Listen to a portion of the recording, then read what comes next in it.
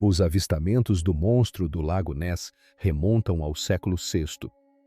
E quando se pensa que a criatura e a lenda podem ter desaparecido por quase um século, ela espreitava nas sombras, ridicularizada pelos céticos, apavorada pelos crentes e descartada como fantasia. Mas agora algo aconteceu. Não uma foto borrada, não um relato hesitante de uma testemunha ocular. Desta vez é diferente. Dados precisos, máquinas implacáveis e um momento que deixou os cientistas sem palavras. O que eles viram não foi um truque de luz. Aquilo se moveu, reagiu. Sabia que estávamos observando. Em todo o mundo, as consequências estão abalando os alicerces da ciência, do folclore e de tudo o mais.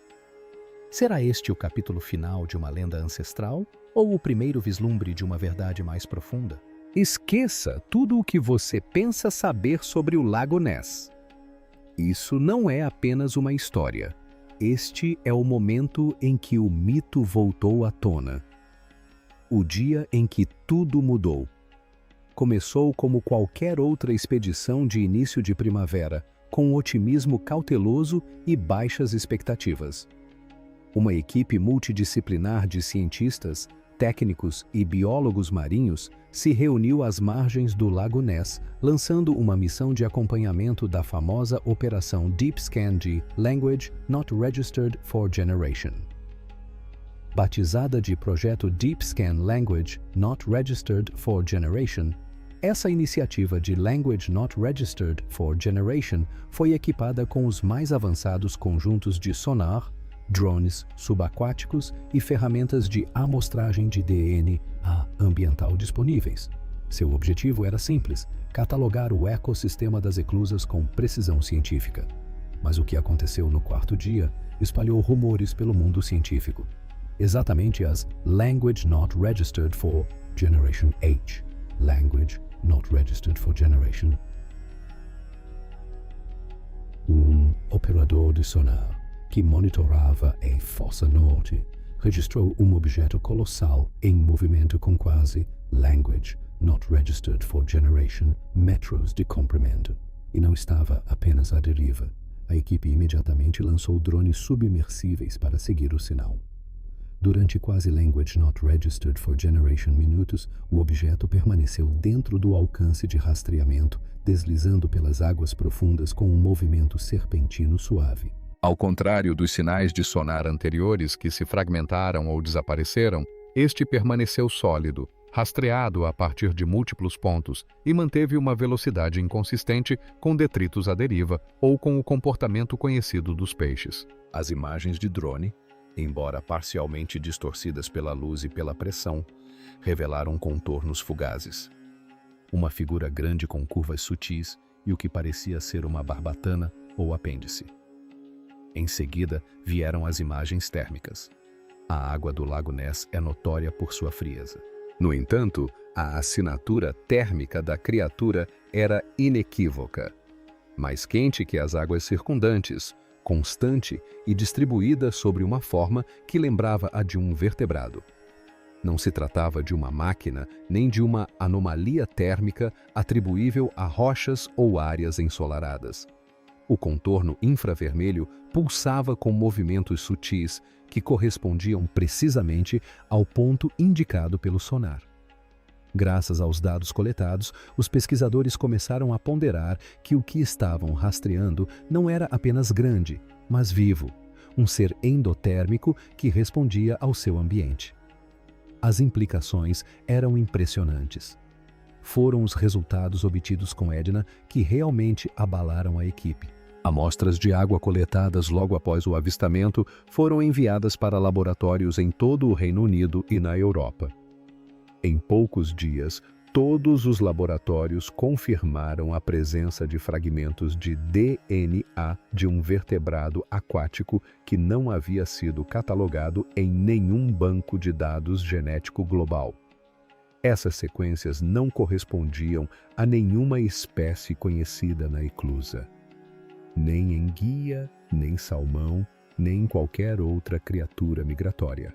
começaram a circular rumores na comunidade científica.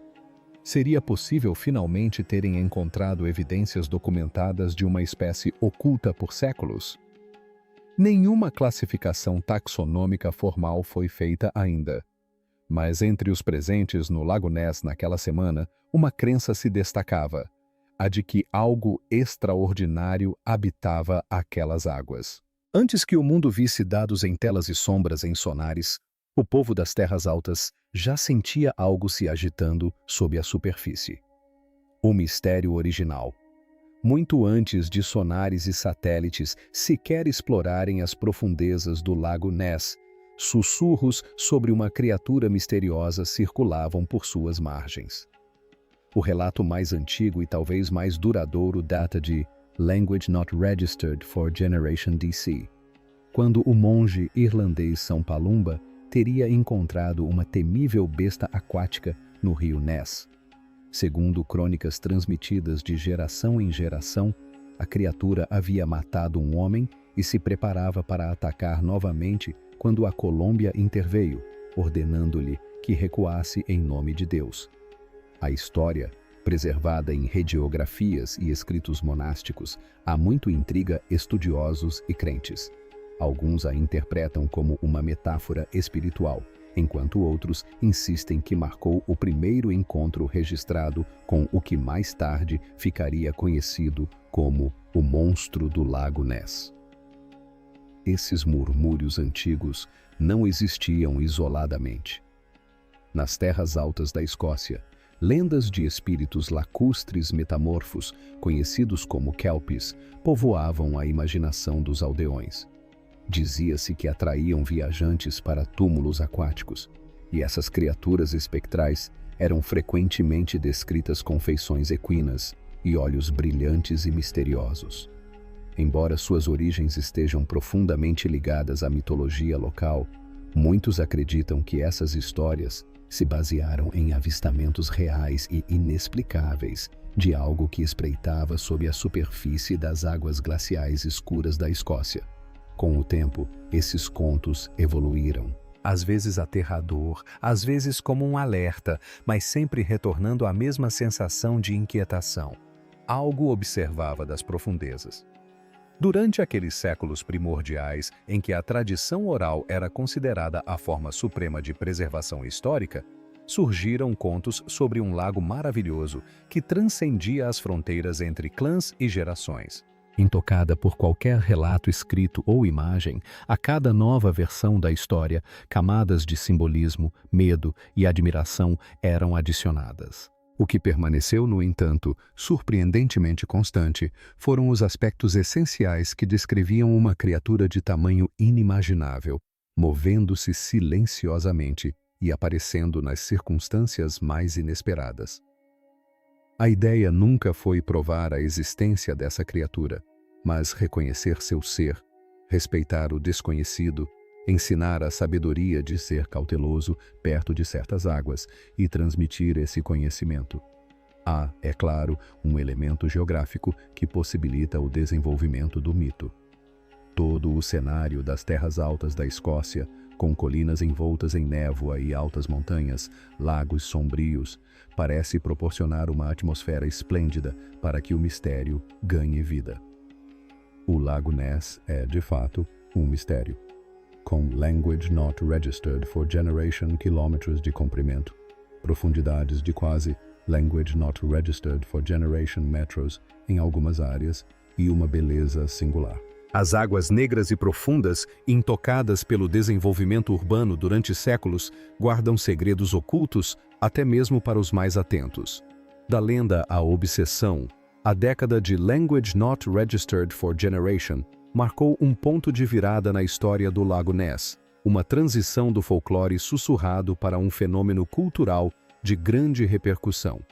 Nessa época, teve início a construção do Canal Caledônio e da nova barragem hidrelétrica em Fort Augustus, alterando sutilmente o fluxo de água e o ambiente da eclusa. Quase simultaneamente, os relatos de estranhas perturbações na água começaram a aumentar. Jornais locais documentaram diversos relatos de uma grande criatura emergindo e desaparecendo nas profundezas.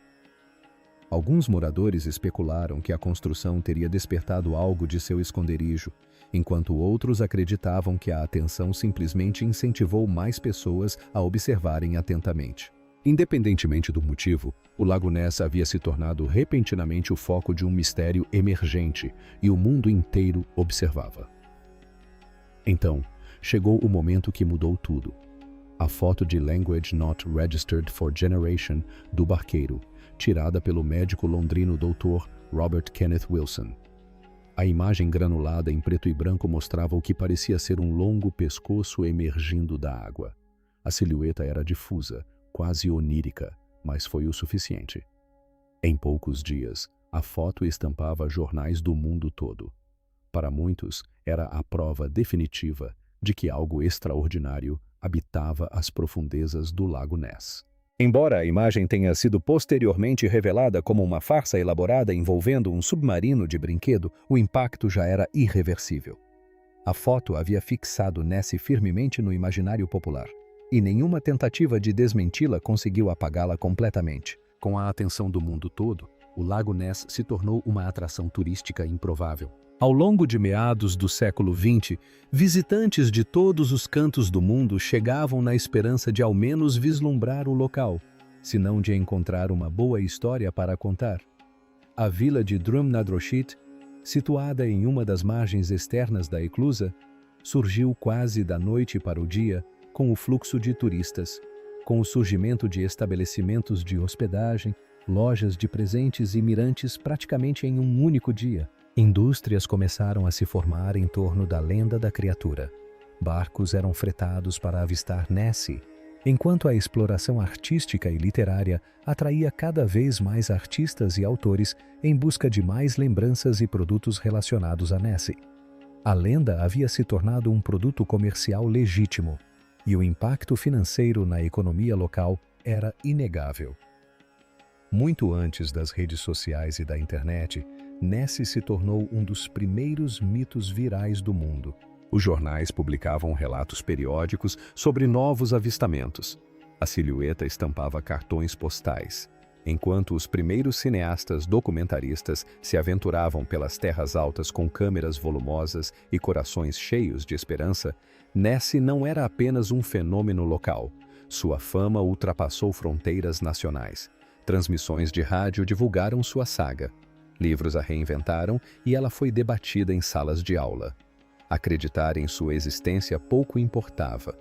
O que realmente importava era que ela transcendia qualquer esfera de existência que um dia habitara, transformando-se de um sussurro na névoa das terras altas em um símbolo do inexplicável, do improvável e do fascinante desconhecido.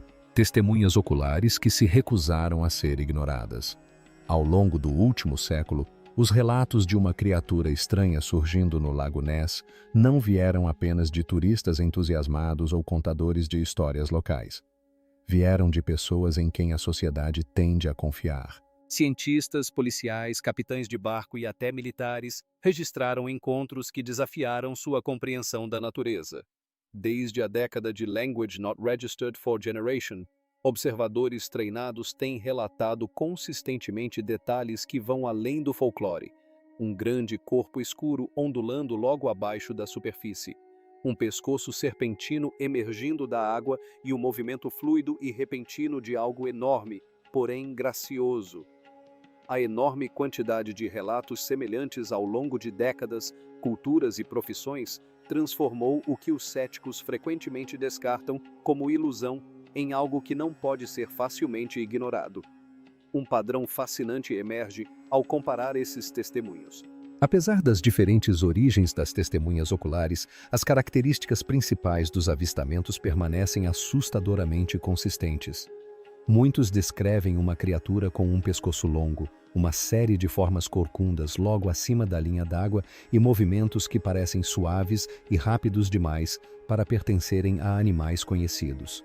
Não se assemelha ao respingo errático de peixes ou ao movimento mecânico de um barco. Em vez disso, os observadores frequentemente mencionam a criatura deslizando silenciosamente pela eclusa, às vezes percorrendo distâncias em velocidades surpreendentes antes de desaparecer sob a superfície sem deixar vestígios. Essas características se repetem com tanta frequência que se tornaram parte do vocabulário visual em torno de Nessie, dando credibilidade a avistamentos posteriores que correspondem aos mesmos padrões. Além disso, o que é ainda mais interessante é o contexto compartilhado desses avistamentos. A maioria dos relatos das testemunhas oculares ocorre bem cedo pela manhã ou durante o crepúsculo, quando a água está quase como um espelho e a luz é suave. Qualidades, se não atenuadas. As condições são geralmente calmas, sem vento, sem barcos agitando a água, criando o ambiente ideal para detectar anomalias, se não a própria realidade. De fato, pesquisadores que analisaram décadas de relatos encontraram essas constantes no ambiente. Alguns acreditam que isso era uma evidência de que a criatura, se existir, era mais ativa nessas horas de pouca luz. Outros falam sobre as condições de tranquilidade, melhorando a visibilidade ao entardecer, permitindo segundos fulminantes que de outra forma passariam despercebidos. No entanto, tudo indica que tais fenômenos não são eventos aleatórios e caóticos, mas sim ligados a momentos e locais específicos. O consenso gerado por décadas de ceticismo, boatos e até explicações mais racionais que vão desde troncos flutuantes a ilusões de ótica teria desanimado até o mais fervoroso entusiasta. Mas há relatos críveis suficientes, em número suficiente e com características consistentes para manter o mistério vivo. Apesar das dúvidas científicas, a confiança inabalável dessas testemunhas reforça sua versão dos fatos. Elas não soam fantasiosas. Soam como se estivessem falando com a convicção de alguém que viu algo que ainda não consegue explicar. Ao fazer isso, tornaram-se estranhos guardiões do folclore, um grupo peculiar de pessoas comuns cujas vozes ainda ecoam sobre as águas, insistindo que algo real se agita sob a superfície do Lago Ness. A ciência deu nome à caçada. Durante anos, a lenda do Lago Ness viveu principalmente no reino do folclore, alimentada por relatos anedóticos e fotografias granuladas. Mas com o passar do século XX e a evolução da tecnologia, a ciência não pôde mais ficar de braços cruzados. A curiosidade transformou-se em ação em Language Not Registered for Generation, com um dos empreendimentos mais ambiciosos da história da criptografia. A Operação Deep Scan, organizada pelo projeto Loch Ness, envolveu uma frota de Language Not Registered for Generation barcos alinhados ao longo da eclusa, cada um equipado com sonares de última geração para a época. As embarcações se moviam de forma coordenada, vasculhando as profundezas em busca de qualquer coisa incomum. Ao longo de vários dias, os operadores de sonar detectaram múltiplos objetos grandes em movimento nas profundezas do oceano.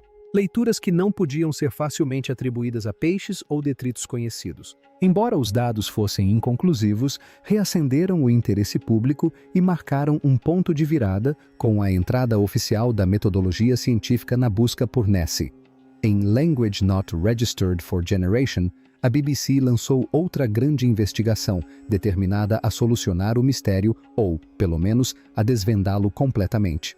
Desta vez, os pesquisadores utilizaram mais de Language Not Registered for Generation feixes de sonar, juntamente com mapeamento por GPS, para criar um dos mapeamentos mais detalhados já realizados no Lago Ness. O trabalho foi extenso e meticuloso, cobrindo a eclusa de ponta a ponta com ferramentas de precisão. Surpreendentemente, a expedição não conseguiu detectar nenhuma evidência de grandes criaturas aquáticas. Para muitos, a ausência de resultados foi interpretada como o fim definitivo do mito do monstro. No entanto, outros argumentaram que as paredes íngremes, as valas profundas e as águas lodosas do Lago Ness tornavam o ambiente incrivelmente difícil de ser explorado minuciosamente. Os críticos do projeto apontaram que não encontrar algo não significa provar que não existe, um sentimento que manteve a porta da descoberta entreaberta. O método mais recente desenvolvido foi o DNA ambiental, utilizado por pesquisadores em Language Not Registered for Generation. Os cientistas detectam vestígios de DNA de organismos através do material genético deixado na água. Uma equipe liderada pelo professor Neil Gemmell, da Nova Zelândia, coletou mais de Language Not Registered for Generation amostras de diferentes regiões do lago para analisar assinaturas biológicas. O resultado revelou a presença de muitos peixes, algas e bactérias no habitat, mas, surpreendentemente, também um teor de DNA de enguia notavelmente alto. Isso deu uma nova perspectiva à teoria existente de que alguns dos avistamentos de Nessie poderiam ser atribuídos a enguias europeias extraordinariamente grandes, capazes de realizar comportamentos e aparições incomuns na água. Foi possível identificar que, de fato, existem espécies de enguias nesse lago.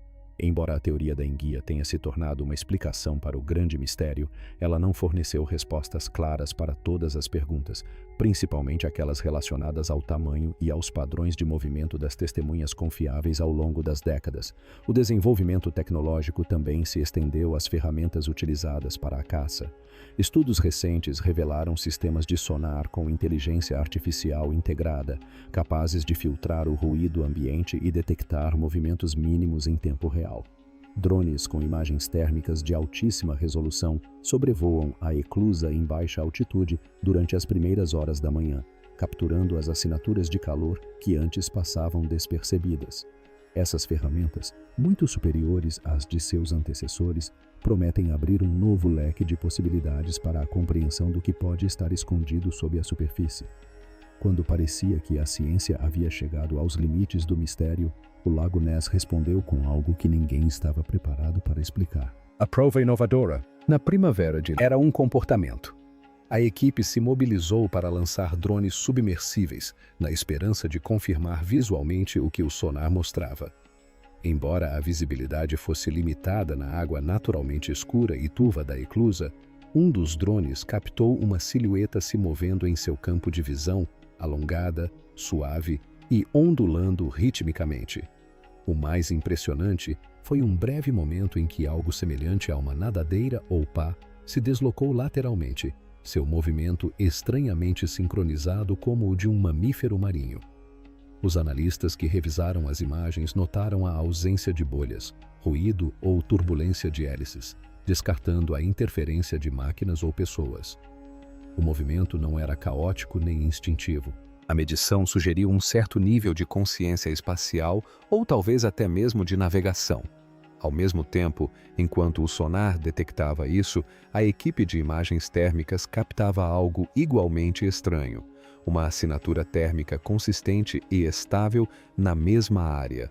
Claro, essa leitura de temperatura não era muito alta, mas se destacava em contraste com a água fria e profunda da eclusa. Isso oferece uma perspectiva diferente sobre esse local quente, constante e em movimento. Mostra que se trata mais de uma função biológica. O perfil térmico dessa analogia específica é, de fato, mais parecido com o de um animal de sangue quente do que com o de um réptil de sangue frio, o que contradiz teorias anteriores sobre plesiosauros ou grandes anfíbios.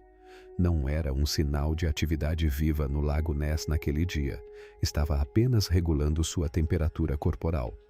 Amostras de água coletadas durante e imediatamente após o incidente foram enviadas para análise de DNA ambiental em laboratórios. Em poucos dias, os resultados chegaram e surpreenderam os pesquisadores. Traços esperados de salmão nativo, enguias e algas estavam presentes. Mas nas amostras surgiu algo inexplicavelmente único.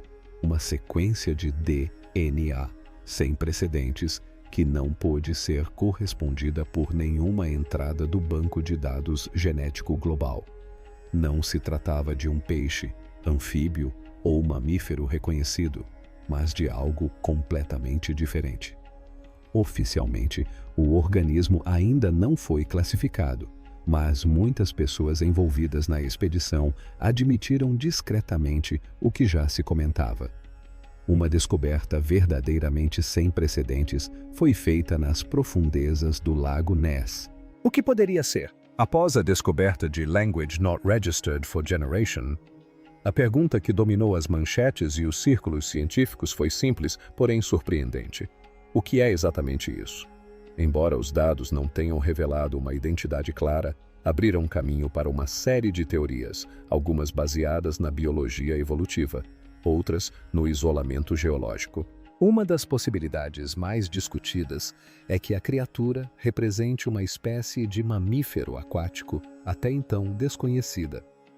Os defensores dessa ideia argumentam que o Lago Ness, com sua grande profundidade, pouca luz e temperatura relativamente estável, poderia abrigar uma espécie singularmente adaptada para prosperar em tal ambiente.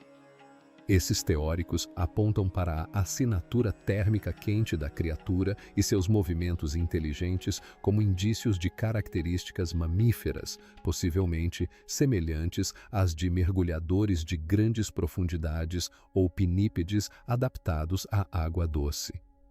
A sugestão, embora ousada, não é inédita. A ciência frequentemente descobre espécies desconhecidas em ambientes extremos ou isolados. Outra teoria amplamente divulgada revisita uma ideia levantada pela primeira vez durante o estudo Edna de Language Not Registered for Generation, a hipótese da enguia gigante. Sabe-se que as enguias europeias habitam ninhos em eclusas e algumas podem atingir comprimentos notáveis. Pesquisadores que apoiam essa teoria acreditam que uma mutação genética ou uma subespécie previamente não documentada pode explicar os avistamentos de longas formas serpentinas deslizando pela eclusa. Embora as enguias comuns tendam a ser esquivas e noturnas, uma população atípica exibindo comportamento ou tamanho incomum poderia se encaixar na descrição fornecida por inúmeras testemunhas oculares. No entanto, os críticos dessa teoria argumentam que mesmo uma enguia enorme não teria o pescoço vertical característico e o movimento semelhante a nadadeiras capturados em recentes filmagens de drones. Detalhes específicos demais para serem descartados como mera hipérbole. Um grupo menor, porém ruidoso, de paleobiólogos e zoologistas especulativos defende a hipótese de que a criatura pode, na verdade, ser algum remanescente de uma linhagem pré-histórica. Um réptil aquático poderia ser algo como uma versão grande de um plesiosauro que encontrou refúgio na eclusa há milhares de anos. A teoria é que, com a elevação do nível do mar no final da última era glacial, o Lago Ness pode ter se aberto para o oceano, criando a possibilidade de uma criatura ficar presa em águas que recuariam e secariam.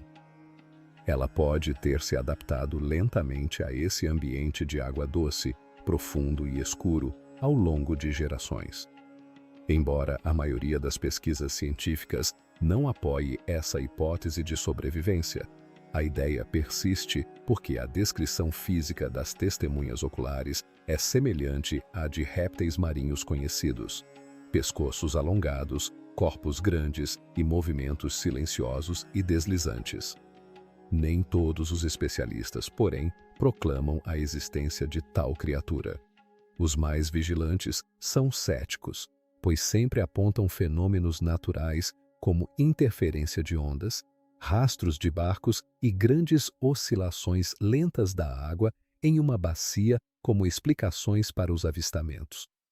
Eles chegam a afirmar que isso, juntamente com as ilusões de ótica causadas pela luz e pela névoa, forma um sistema convincente para explicar por que muitas pessoas veem coisas que não existem de fato. No entanto, é inegável, mesmo nesses círculos, que nem todo suposto avistamento ou detecção por sonar resiste a argumentos tão simplistas. A criatura pode não ser um monstro, mas, seja o que for, está redefinindo os limites do que sabíamos sobre o Lago Ness. Quando o mito se torna biologia, os eventos no Lago Ness, em Language Not Registered for Generation, fizeram mais do que confirmar a existência de uma misteriosa criatura aquática. Eles derrubaram as fronteiras entre lenda e ciência. Quase da noite para o dia, os criptídeos, antes relegados a conversas marginais e documentários noturnos, tornaram-se um legítimo tema de interesse acadêmico. O que durante décadas fora rotulado como pseudociência foi subitamente lançado ao centro das atenções da pesquisa científica, levando instituições de renome a reavaliarem preconceitos antigos. O termo criptobiologia emergiu das sombras. Deixou de ser uma palavra recebida com desdém, passando a ser pronunciada com curiosidade e urgência. Cientistas de diversas áreas, como biologia, ecologia, antropologia e até astrofísica, começaram a fazer uma pergunta muito diferente. Se Ness é real, o que mais deixamos passar despercebido? Essa onda de entusiasmo intelectual se espalhou pelo meio acadêmico. Poucas semanas após a descoberta do monstro do Lago Ness, várias universidades renomadas anunciaram a criação de novos departamentos ou iniciativas de pesquisa focadas em fenômenos biológicos não comprovados. Esses programas não visavam caçar monstros, mas sim aplicar metodologias rigorosas a relatos anteriormente descartados como folclore. Pesquisadores começaram a colaborar com criptozoólogos, historiadores e detentores de conhecimento indígena, reconhecendo que valiosas informações biológicas poderiam estar ocultas em tradições orais seculares. Pela primeira vez, crença e evidência não eram forças opostas. Elas eram componentes de uma nova fronteira científica. Estudantes se matricularam em massa e comitês de financiamento, antes céticos, começaram a alocar recursos reais. Isso logo se seguiu. Empresas de tecnologia começaram a investir pesado em pesquisa e desenvolvimento de drones avançados, sensores subaquáticos e ferramentas de escaneamento ambiental com inteligência artificial, para serem aplicadas em qualquer lugar, até mesmo no Lago Ness, em ambientes remotos ou pouco explorados. Órgãos governamentais que até então se mostravam indiferentes ou discretamente desdenhosos abriram caminho para o financiamento de missões de campo com o objetivo de investigar fenômenos inexplicáveis em todo o mundo. Territórios míticos como a Amazônia, a Bacia do Congo, os lagos siberianos e as fossas do Pacífico agora abrigam prioridades de exploração biológica altamente focadas. Acabaram-se as expedições que refutavam as teorias. Agora, elas são as que descobrem a biodiversidade em lugares que os cientistas ainda não exploraram completamente. A criptobiologia, portanto, começou a delimitar a maneira como a ciência poderia se envolver com o folclore. Uma anedota, assim, rapidamente se torna um registro cruzado e analisado em busca de padrões. Reformulados como pontos de dados, os mitos culturais são reconstruídos, deixando de ser meras histórias. A ascensão da área reviveu o próprio caráter do ceticismo como uma barreira, mas como um filtro, através do qual a admiração pode fluir, em vez de emergir das profundezas. Dessa forma, Ness forçou o mundo científico a aceitar o fato incontestável de que a verdade às vezes se esconde sob a lenda. Nessa conversão, nasceu a criptobiologia, não como uma reação contra a fantasia, mas como o reconhecimento de que a realidade ainda pode ter mais segredos do que jamais imaginamos. O que antes era especulação agora era empírico, gerando ondas de choque culturais em todo o mundo. A confirmação de uma criatura aquática desconhecida no Lago Ness não apenas reverberou pelo mundo científico, ela explodiu na cultura global. Redes de notícias de todos os continentes fizeram uma cobertura completa, não apenas relatando as descobertas, mas as enquadrando como um momento de admiração humana compartilhada. Para muitos, a descoberta transcendeu a biologia ou a criptozoologia. Parecia algo espiritual, uma brecha há muito esperada na armadura das certezas modernas. Cientistas que antes zombavam de tais lendas de repente estavam dando entrevistas coletivas. Líderes religiosos, artistas e filósofos se manifestaram, considerando o fato um lembrete de quão pouco ainda compreendemos sobre o nosso mundo. Do Vaticano às escolas rurais, a revelação tornou-se motivo de admiração, algo que, ainda que brevemente, envolveu a todos num estado unificado de curiosidade e reverência. Quase imediatamente, a Escócia tornou-se o epicentro de uma peregrinação global. Turistas invadiram as terras altas e o Lago Ness se transformou de um símbolo tranquilo do folclore em um dos pontos turísticos naturais mais visitados do mundo. Drum na Drachit, a vila mais próxima da Eclusa, viu números recordes de visitantes, com hotéis lotados por meses e novos negócios surgindo da noite para o dia. O governo escocês aproveitou o momento declarando Nessie embaixadora nacional do mistério e lançando iniciativas culturais para preservar e promover a lenda. Moedas comemorativas, programas educacionais e até mesmo propostas de carimbos de passaporte vieram em seguida. O que antes era uma curiosidade de nicho agora era abraçado como uma poderosa identidade cultural. A Escócia não era apenas a terra dos castelos e do uísque, mas também de lendas vivas. E não foi só o Lago Ness que foi afetado. Curiosamente, o mundo inteiro passou a se interessar repentinamente por criaturas lendárias que durante muitos anos haviam sido relegadas à margem da credibilidade. Na África Central, a lenda de Mokaembe, uma criatura semelhante a um dinossauro que supostamente habitava a bacia do rio Congo, experimentou um ressurgimento do interesse científico na China.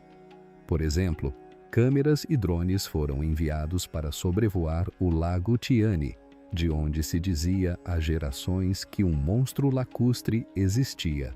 De repente, comunidades indígenas de todos os lugares foram chamadas a compartilhar suas histórias tradicionais com pesquisadores. Pesquisadores que os teriam descartado apenas alguns meses antes. O turismo em locais criptografados floresceu. Novos documentários começaram a surgir semanalmente. Foi como se as redes sociais tivessem explodido com mensagens como #GlobalCryptidHunt e #MonstersAmongUs. Pessoas ao redor do mundo se viram emocionalmente envolvidas em mistérios antes considerados risíveis. Enquanto o mundo celebrava o renascimento de uma lenda, uma urgência silenciosa começou a se espalhar. Havia outros sussurros em outras águas, ainda esperando para serem ouvidos. A grande questão. Após a revelação do monstro do Lago Ness, uma pergunta começou a repercutir muito além da Escócia. Se algo tão improvável quanto Nessie pudesse ser real, o que mais poderia existir por aí? Essa única descoberta desencadeou uma onda de exploração global sem precedentes na história recente.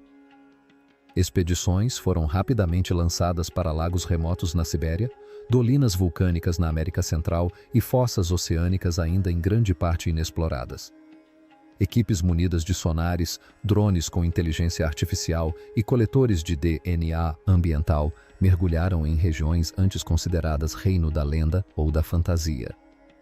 Das profundezas geladas do Lago Vasto às misteriosas cavernas da Papua Nova Guiné, a busca se expandiu não apenas por novas criaturas, mas também por uma compreensão mais ampla das fronteiras biológicas da Terra. Essa nova fronteira da exploração não foi impulsionada apenas pela tecnologia. Ela também foi guiada por conhecimentos ancestrais, porém frequentemente negligenciados. Cientistas e pesquisadores começaram a entrar em contato com comunidades indígenas, buscando as histórias e tradições orais que preservaram relatos locais de animais estranhos e avistamentos inexplicáveis por séculos. De repente, os criptídeos da história oral passaram a ser vistos não como superstições, mas como pistas valiosas para pesquisas de campo. Anciãos da Amazônia, caçadores do Ártico e tribos das terras altas se viram no centro de equipes de pesquisa, tratados não como relíquias do folclore, mas como guardiões do conhecimento ecológico. Suas histórias sobre figuras sombrias em lagos profundos, olhos brilhantes em rios da floresta ou criaturas que cantavam sob o mar estavam sendo cruzadas com dados ambientais e geológicos, remodelando a forma como os cientistas enxergam a relação entre cultura e ciência. Se isso te impressionou tanto quanto a nós, clique no botão Gostei, inscreva-se para mais descobertas incríveis e deixe um comentário. O que você acha que realmente havia lá embaixo? E não pare por aqui.